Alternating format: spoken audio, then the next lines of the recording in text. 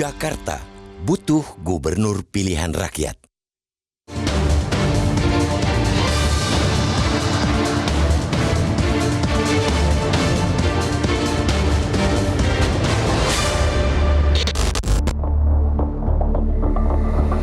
Jakarta tidak lagi menyandang status ibu kota. Undang-Undang Nomor 29 Tahun 2007 tentang DKI Jakarta menyatakan, Jakarta habis statusnya sebagai ibu kota negara pada 15 Februari 2024. Jakarta kini menjadi daerah khusus Jakarta atau DKJ. Namun karena menyandang nama khusus dan tidak lagi menjadi ibu kota, status kekhususan baru Jakarta segera harus ditentukan. Apakah status khususnya sebagai pusat bisnis, ekonomi, pusat perdagangan, pusat keuangan, atau ada kekhususan lain yang disiapkan. DPR telah menugasi Badan Legislasi untuk menyelesaikan rancangan undang-undang DKJ itu menjadi undang-undang. Pemerintah juga telah menugasi 5 menteri untuk bersama atau secara terpisah membahas rancangan undang-undang DKJ bersama DPR. Kelima menteri itu ialah Menteri Dalam Negeri Tito Karnavian, Menteri Keuangan Sri Mulyani, Menteri PPN Kepala Bappenas Suharso Monoarfa, Menteri Pendayagunaan Aparatur Negara dan Reformasi Birokrasi Abdullah Azwar Anas, dan Menteri Hukum dan Hak Asasi Manusia Yasona H. Lauli. Dari bermacam opsi kekhususan untuk Jakarta yang ada dalam rancangan Undang-Undang DKJ, ketentuan dalam pasal 10 ayat 2 rancangan Undang-Undang DKJ soal pengangkatan dan pemberhentian langsung gubernur dan wakil gubernur DKI Jakarta oleh Presiden dengan usulan dari DPR menjadi poin yang harus dicermati. Jika pasal ini disetujui, itu akan mengakhiri rezim pemilihan langsung oleh rakyat yang telah berlangsung 16 tahun. Pengangkatan dan pemberhentian gubernur dan wakil gubernur Jakarta langsung oleh Presiden dengan dalih statusnya daerah khusus adalah langkah keliru. Kekhususan Jakarta itu semestinya tidak harus dilakukan dengan mengubah pola pemilihan pemimpinnya. Apabila jika perubahan itu hanya didasari alasan menghemat anggaran dan efisiensi biaya.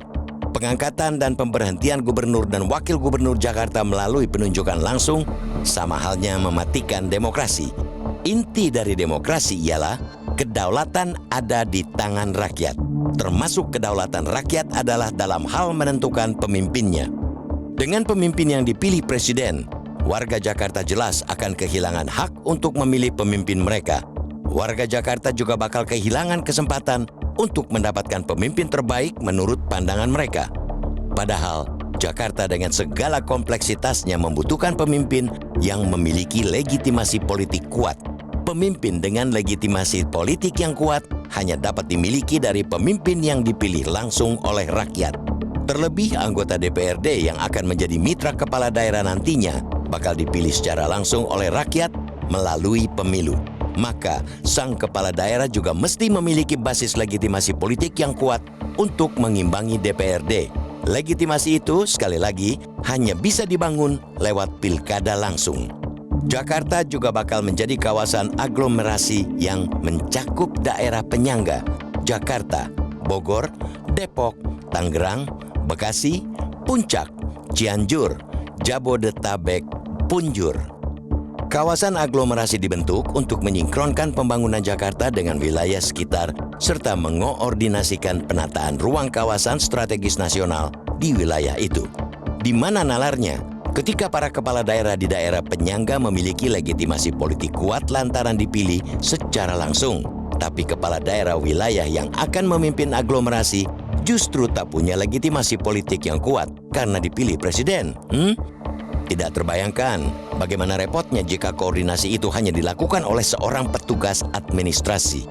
Tentu masih seabrak persoalan lain yang bakal muncul apabila pemimpin Jakarta diangkat dan diberhentikan langsung oleh Presiden.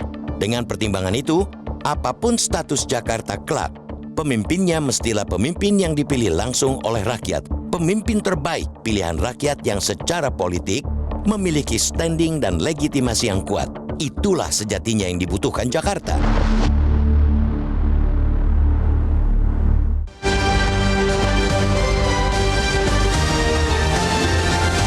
Jelajahi cara baru mendapatkan informasi. Download Metro TV Extend sekarang.